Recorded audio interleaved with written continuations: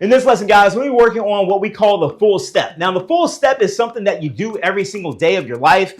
People do it in martial arts, but they don't really have a name for it. And one of the things that you're going to find that's unique about Yobè African martial art, Kembat science, is that we do things and we give things names for techniques that you may have seen, but maybe not have a name for. Or you may, fighters do these things instinctively, but don't have a name for what it is or what to call it. They just do it instinctively. But if you don't have a name for it, it's very difficult to train it. It's very difficult to get proficient at it. And so we give things names so we can train it and develop it, get proficient at it. So a full step is, like we've said in previous videos, just taking one foot and going past your other foot. In this case, a full step we're doing on a straight line.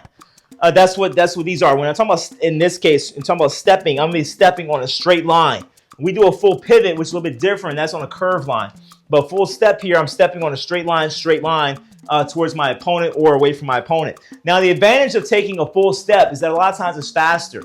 So, for example, if I want to reach my opponent, he's way over here, I can take a series of half steps, and maybe I'll get there eventually. Maybe if I'm really strong, I got powerful leg muscles, I've been training and lifting, I can really push and reach my opponent, you know, and launch forward and hit my opponent maybe with a push off.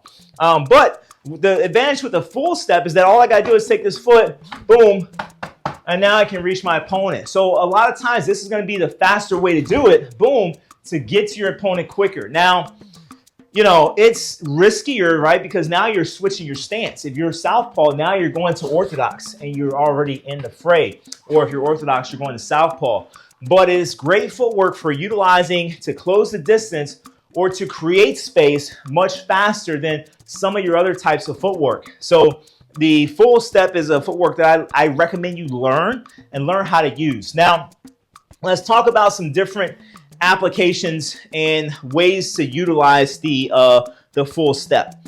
So I just showed you one where I'm stepping forward to really reach my opponent. Oftentimes you're going to utilize the full step in terms of your offense. You're going to utilize this striking or grappling. What I mean by that is oftentimes you'll see a full step when folks are really blasting through their opponent, meaning that they're throwing multiple punches to reach their opponent. And oftentimes when their opponent is doing what? Moving back, right? He's the aggressor. I'm moving back. And in order to move forward faster, it's almost like you're running. You're like, bam, bam, bam. You're running into your opponent. So running is a full step, okay? If you're running, bam, bam, bam, that is full stepping, okay? And you're throwing punches in with it. Or maybe I've grappled, maybe I've got a grab on him, maybe I've shot for his legs, and I'm running to dump him on his back. I'm taking full steps. Those are full steps, and we should train those things. We should train stepping. Even though we do it every day, we run, things like that, we don't do it always from a combative standpoint. So full stepping is typically going to be done when you're aggressively moving forward with striking, typically with the hands, or grappling.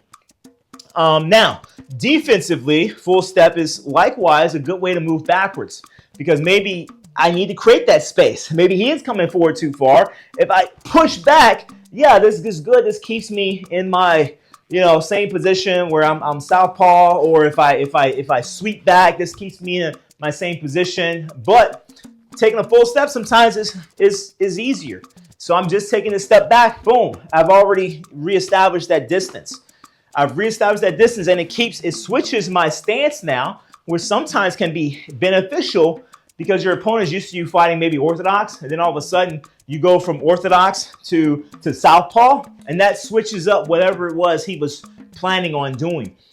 Also, a lot of times this can create a slight angle for you, meaning that, so for example, if I am southpaw, I'll try to do this in this short little box here. If I'm southpaw and I take a full step back and come to orthodox, a lot of times I'm going to combine this full step back with what? A half pivot. Look at that line now. You see, I'm no longer on the line. You see the line of attack right here. I put it on the floor, right? If I take that full step back, boom, this is fine. I can do this. This creates distance, but it also keeps my head on that same line of attack. And sometimes I don't want to be on the same line of attack. So when I take that full step back, guess what? I'm going to half pivot. And now my head moved slightly off that line. So if he's following this line of attack, well, guess what? I'm not going to be there. And hopefully I'm at an angle to him now.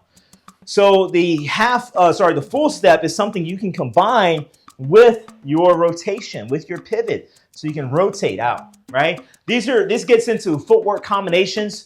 And so we get into this in later lessons, but the same way that you guys will throw combinations and punching and boxing and whatever else, we do the same thing with footwork. We do footwork combinations. We do blocking combinations. We do grappling combinations. You should never, if you're going to train your striking in combinations, why not train the other aspects of the fighting arts in combination? Because that's actually how you're going to use it. You're going to use your footwork in combination. You're not just going to do one solo. At least you shouldn't, unless you want to get beat up, right? So that is the application of the full step going forward, striking, grappling, and then also retreating, going back to create that distance, create that space. You can obviously guard, you can check, you can use whatever defensive measures you want to do to create that space and utilize that. A few other points I want to highlight on the full step. Now, the full step, you can adjust everything, right? What I mean by that is that if I'm here and I'm southpaw, I don't have to take a full step and make this and keep my feet at this distance. So in other words, I can do it partial. I can step right here. This is still a full step. This is still a full step. Now look how close my feet are. You say, well, Brother Rod, why would you step right here and have your feet so close? Maybe that's why. Maybe I want to come back faster. So if he's doing a leg kick, for example, if he's doing a leg kick, maybe I'm going to full step back. This is full step back, but then I'm going to come right back into him, right? But here's the thing. If I do a full step back, and then now I got to come back a lot further, and that's going to take me longer. So in this case, I don't want to full step back so far that I've got to come back. I've got to recover that whole distance. So in this case, I'm going to just full step back a little bit and then come back like so. Full step back a little bit and then come back so that I'm close enough to be able to attack him. So that's an example. So you may not full step back all the way. Another example is maybe I want to full step back here, and instead of coming back with my same side foot, I want to come back with my left foot. Okay, that's another application. So I can take my full step back here, but then come back with this foot.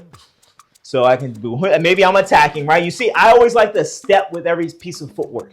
Or, I'm sorry, I like to strike with every piece of footwork. So every time I step, I like to imagine, what am I hitting with? If I'm going to step somewhere, what are my potential attacks?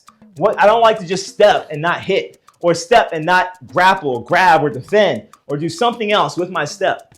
So always try to use the whole animal. Use everything. That's a principle of African martial art, is to use everything. Let nothing go to waste. So if you're going to use your footwork, add something in with it. Give him something else for his trouble. Don't just waste the movement. So anyway, that's another application. And then finally, just with the full step, what I like to do as well is not just go on a straight line, but I also like to do this as a cross step. So I may do a full step, right? So I'll show you from this angle here, okay? So instead of going straight line with my strikes, sometimes I'm going to go at an angle. I'm going to step at this angle, do this cross step. Then I'm going to cross step the other way. Then I'm going to cross step the other way. So sometimes I like to cross step, and what that does is that moves me off the line of attack, moves me off the line of attack, moves me off the line of attack. And obviously you're doing this very fast, very aggressively. You're still running, but you're doing a cross run. You're doing a cross run here as you're doing your steps. What's nice about that is that at any point, right, if I stepped here, at any point now I can just go forward and lay into him or grab him. But I'm already at an angle to him. And I'm not just directly forward in his face when I do this. So I'm already, boom, I've already moved to an angle, and I'm already doing whatever I have to do. So that's full stepping forward and back, and the different applications and purposes of it. Last point on this, I know it's a long lesson, but last point on this is your hips. It's important you understand what the hips are doing. Notice when I take this full step, my hips are doing what? My hips are here, but in order to become orthodox, they got to rotate, right? Even though my feet are going at a straight line, my hips have to turn and come to this angle. If I keep my hips at this angle, when I move my foot at a straight line, I'm crossing my feet, okay? This is still a full step. I'm crossing my feet here, though. crossing my feet, crossing my feet. I'm I'm crossed over like this, right? We don't really do this for any practical purpose. You can step this way, but it has no real practical purpose. Some people kick like this. We don't kick like that, but some people do. So when I take this step, instead of keeping my hips here, guess what? My hips are turned. So that way I can, effectively throw my strikes. It's an important detail when you're doing this step. And if you're teaching somebody, it's important that they understand step forward, but then rotate those hips. Anyway, guys, that's been the full step in Yobè African martial arts. Go out and train that, okay? Take notes on that, memorize that technique, and work on it. We'll see you in the next lesson. The purpose of our organization is to start right here in Harlem, which has the largest concentration of people of African descent that exists anywhere on this earth. There are more Africans here in Harlem than exist in any city on the African continent, because that's what you and I are, Africans.